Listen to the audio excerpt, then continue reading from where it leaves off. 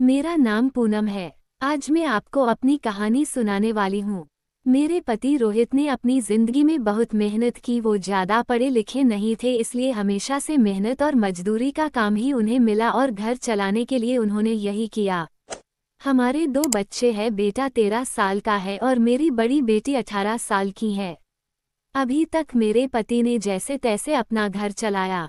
इस उम्र में भी आज भी हम वही है, अगर काम नहीं करेंगे तो खाने को नहीं मिलेगा, घर नहीं चल पाएगा, बेटा और बेटी की पढ़ाई पूरी नहीं हो सकेगी। मेरे पति की अब ऐसी स्थिति नहीं थी कि वो मेहनत और मजदूरी कर सके। उनसे अब ये काम नहीं होता था। अब हम क्या करेंगे, कैसे अपनी जिंदगी को आगे बढ़ाए, कैसे कमाए? मुझे और मेरे पति को यही चिंता खाए रहती थी। नौकरी नहीं है तो अब क्या? फिर मुझे एक दिन बैठे ये ख्याल आया कि क्यों ना हम एक छोटा सा ढाबा खोल ले। शहर के बाहर जहाँ से वाहन और गाड़ियाँ आती जाती है, वहाँ टिन का छोटा सा छपरा बनाकर चाय और खाने का एक छोटा ढाबा खोल सकते हैं। मैंने अपने पति से यह कहा।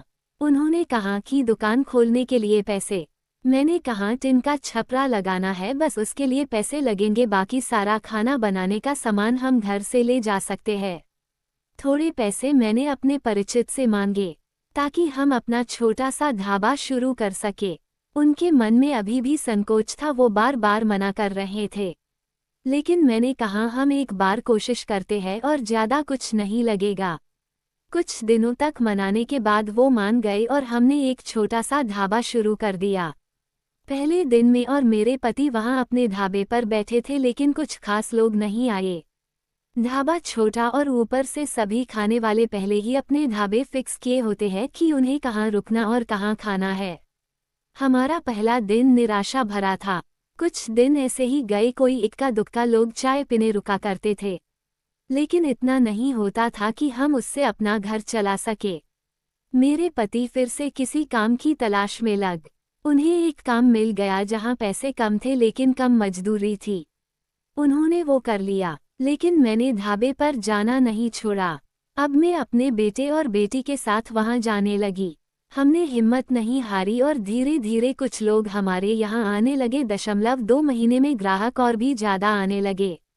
कोशिश करते करते अब हमारे यहाँ रुकने लगे थे। उन्हें घर जैसा खाना मिल रहा था, इसलिए हमारा छोटा सा ढाबा चल निकला। मेरे पति जितना कमाते उससे ज्यादा अब ढाबे से कमाई होने लगी। देखते ही देखते हमने जो छोटा सा ढाबा खोला था, उससे हमारी आर्थिक स्थिति में बहुत सुधार हो गया। जो कर्जा लिया था वो भी उतर गया। हमें एक नई उम्मीद मिल गई कि सब कुछ अच्छा चल रहा था। ढाबे को खोले 8 महीने हो गए थे, हमारे चेहरों पर रंगत आ गई थी। लेकिन फिर ऐसा कुछ हुआ जिसके बारे में मैंने सोचा भी नहीं था।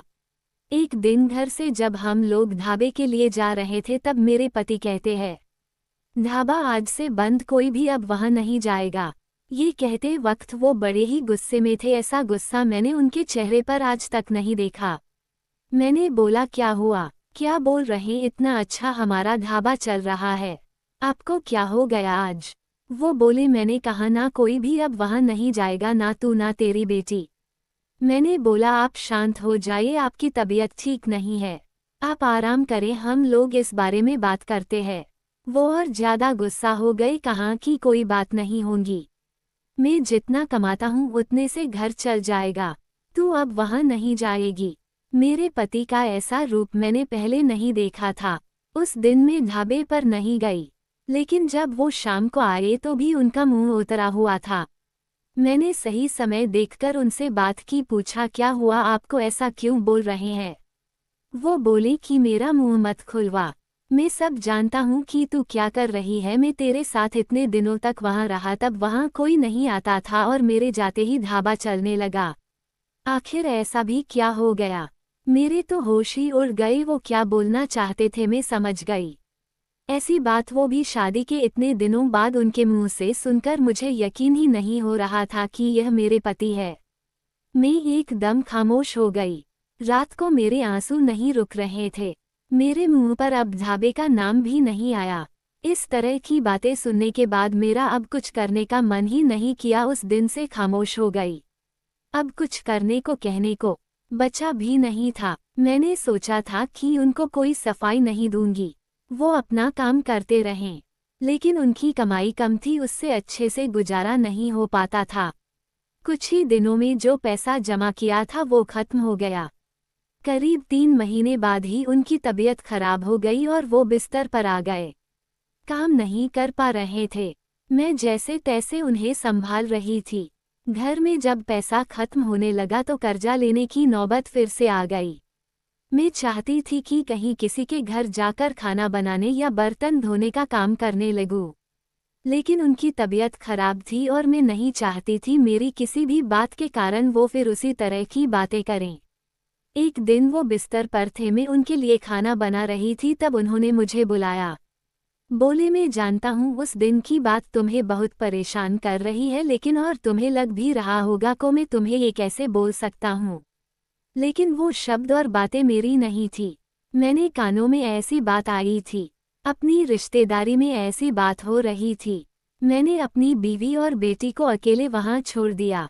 उन्हें देख लोग रुकते हैं जिससे कमाई हो रही। इस तरह की बातें मैं बर्दाश्त नहीं कर सकता। एक रोटी कम खा लेंगे, लेकिन ये सब नहीं सुनना था। समाज और यहाँ के लोग, खासकर आपके परिचित और रिश्तेदार, आपको आगे बढ़ता देख बहुत कुछ कहने लगते हैं। लेकिन लोग इस हद तक गिरे हैं मुझे इसका पता नहीं था। और मेरे पति भी उनकी बातों में आ गए।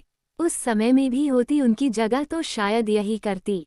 मुझे भी उतना ही बुरा लगता, वही फैसला लेती जो उन्होंने लिया। मैंने उन्हें कहा कि कहाँ है वो शुभचिंतक जो अब आपकी मदद करने नहीं आएंगे। जाइए, आप उनसे पूछ लीजिए। हमारे घर में खाने को नहीं है, आपकी तबीयत खराब है। आप बताए कौन आया अब हमारी मदद करने। दुनिया किसी को खुश नहीं देख सकती, और अगर कोई मेहनत करके आगे बढ़ता है तो सारे प्रयास करके उसे पीछे धकेलने की कोशिश करती है। और आप उनकी बातों में आ गए। वो लोग सफल हो गए। सबको बात बनाना है। अब अगर हम भूख से मर जाएंगे तो भी उन्हें बातें मिल जाएगी। वो लोग कुछ समय तक बोलते, अगर हमें कोई फर्क नहीं पड़ता तो वो थक कर हार मान लेते। वो पीठ पीछे ही इस तरह की बकवास कर सकते हैं, सामने आने की तो उनमें हिम्मत भी नहीं है। उस दिन मेरे पति की आंखें खुल गई। उन्होंने कहा कि तुम सच बोल रही हो, मैं ही पागल था। लोगों को सफाई देने और उनके आगे अच्छा बनने में अपना नुकसान करा लिया। जब हम गलत नहीं है तो हमें सफाई क्यों देना, क्यों डरना। मुझे माफ कर दो, हमें नहीं उन्हें बदलना होगी अपनी सोच, और अगर नहीं बदले तो हमें क्या, हमें अपने कर्म करते रहना चाहिए। क्या अब हम फिर से कुछ कर सकते हैं? मैंने कहा, कभी भी देर नहीं होती है, हम अब भी कर सकते हैं। मेरे पति बोले, मैं भी अब तुम्हारा साथ दूंगा अगर तुम चाहो तो। मैंने हाँ कहा और फिर एक बार कोशिश की। थोड़ी मुश्किल हुई, लेकिन धीरे धीरे गाड़ी फिर पटरी पर आने लगी।